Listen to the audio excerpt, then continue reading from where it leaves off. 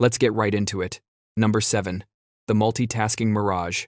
Some people believe they're multitasking geniuses. They'll say, I can totally do 3 things at once, as they burn dinner, misplace their phone, and forget what conversation they were in. Your brain tries to split itself like a glitching computer, but all it actually does is switch rapidly between tasks with the grace of a drunk squirrel. Scientifically, humans are awful at multitasking. Terrible. You're not a sleek productivity machine. You're a browser with 47 tabs open, 22 of which are frozen. One is blasting unexpected music, and the one you need is buffering. What you think is multitasking is just your attention span panicking at high speed. Psychologists call this task switching cost. Every time you hop from one thing to another, your brain charges you a hidden fee in the form of time, errors, and your last shred of sanity. But your brain lies to you about this because multitasking feels productive. It gives you the illusion of momentum, like running on a treadmill made of anxiety. So, you keep doing it. Answering texts while half listening to someone talk, watching a video while checking email, cooking while scrolling through 3 apps and wondering why you forgot the rice. The punchline? Multitaskers often think they're good at it specifically because they're bad at noticing how badly they're doing. Basically, your brain is juggling flaming swords while insisting everything is totally under control seconds before it sets the curtains on fire. Number 6. Picking pointless fights. Some people wake up and choose violence, but like the dumbest version of it. They'll argue about the correct way to load a dishwasher as if it's a constitutional issue.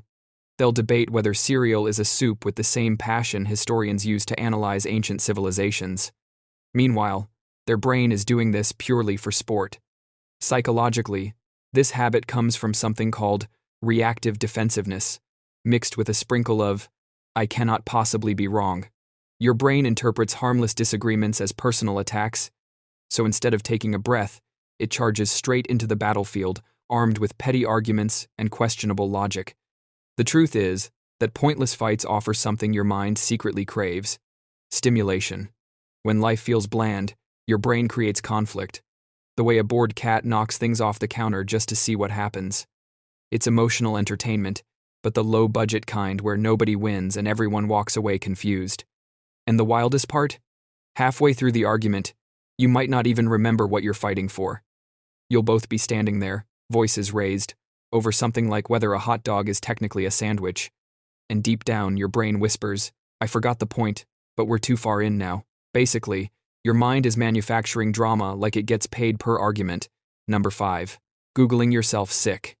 Your body gets a tiny twinge like a muscle twitch, a weird hiccup, or the kind of pain that lasts 0.8 seconds, and instead of taking a breath, your brain screams, quick, look it up. It's definitely one of the top 3 worst-case scenarios, so you Google it. Instantly, you're diagnosed with 12 terminal illnesses and a medieval plague. This habit stems from catastrophizing your brain's beautiful talent for jumping to the scariest possible conclusion in under half a second. Mix that with the availability heuristic, where your mind overestimates risks that are easy to imagine, and suddenly your brain acts like every itch is a medical mystery worthy of its own documentary. The irony? Your body gives you weird signals all the time. It's normal. It's human. But your brain hates uncertainty so much that it will accept the guidance of a sketchy website instead of waiting 5 minutes to see if the sensation goes away. Then, once you're sufficiently panicked, your brain acts like it had nothing to do with it. Wow, you're really overreacting, it says, while hiding the search history. You then spend the next hour spiraling, drinking water like it's magic medicine, and convincing yourself your phone battery draining too fast is also somehow a symptom. The punchline is that by trying to avoid panic, your brain creates even more panic. Basically, your mind is playing doctor with the emotional maturity of a toddler wearing a plastic stethoscope. Number 4. Asking for advice, ignoring all of it. There's a special kind of chaos that happens when you ask someone smart for advice, someone who genuinely knows what they're talking about, and then immediately do the opposite, because your brain decided vibes is greater than logic. You'll go to a friend, spill your entire life story, nod thoughtfully at every suggestion, and then walk away like, great talk, time to do exactly what got me into this mess. Psychologically, this stems from what experts call confirmation bias, which is a fancy way of saying your brain only listens to advice that matches what you were already planning to do.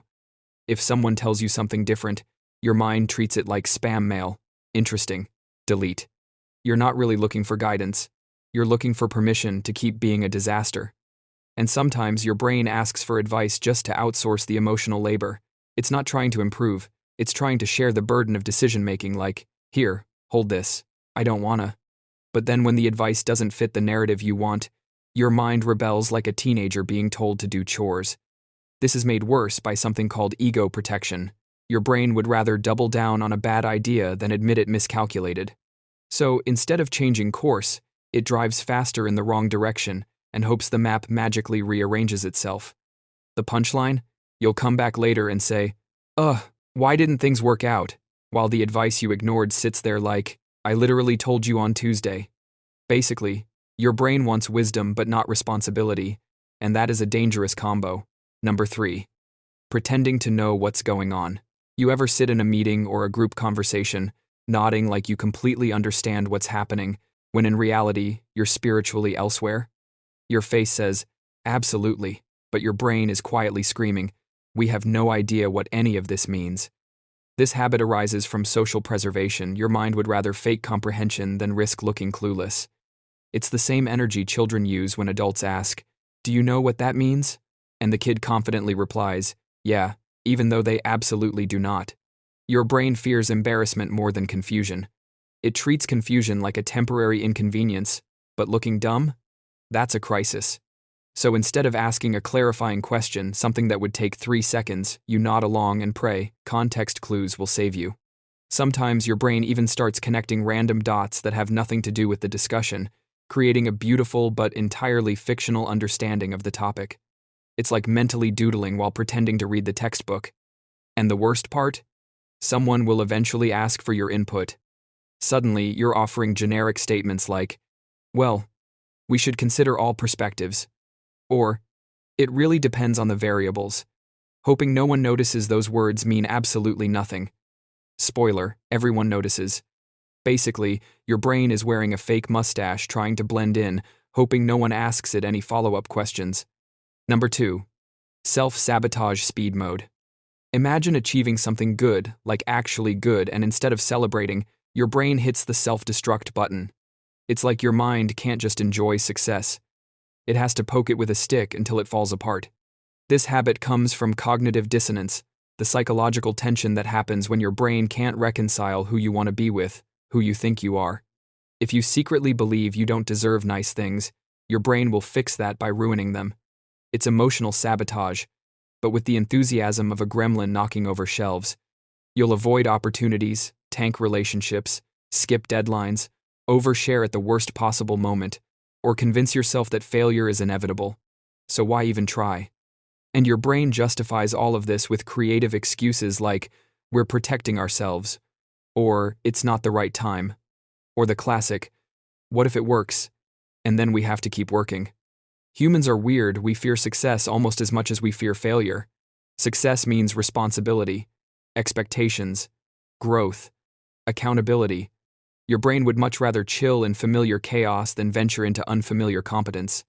And then afterward, when everything collapses, your brain shrugs like, "Wow, who could have predicted this?" You. You could have predicted this.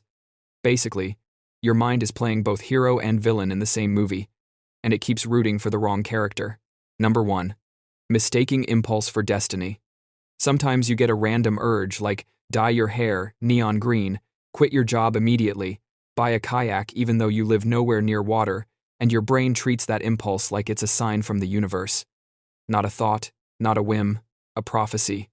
This habit comes from impulsivity fueled by dopamine hunger. Your brain wants excitement, novelty, chaos, anything that feels like a mini plot twist in the sitcom that is your life. So when a weird idea pops up, your mind grabs it like a golden ticket, screaming, "Yes, this is who we are now." Impulse decisions feel powerful because they bypass overthinking. No hesitation, no planning, no analysis, just pure chaotic action. But the psychology behind it is much less magical. Your brain is chasing stimulation because boredom feels unbearable. It's not fate. It's not destiny. It's your neurons throwing confetti at the first option they see. And afterward, the regret creeps in slowly, like a cat ready to knock your new purchase off the table. Suddenly, you're sitting there with a kayak in your living room thinking, why did I do this? Your brain offers no explanation. Felt right at the time, it says, stretching like it didn't just ruin your weekend. Basically, your brain treats impulses like divine instructions, even when they're written in crayon.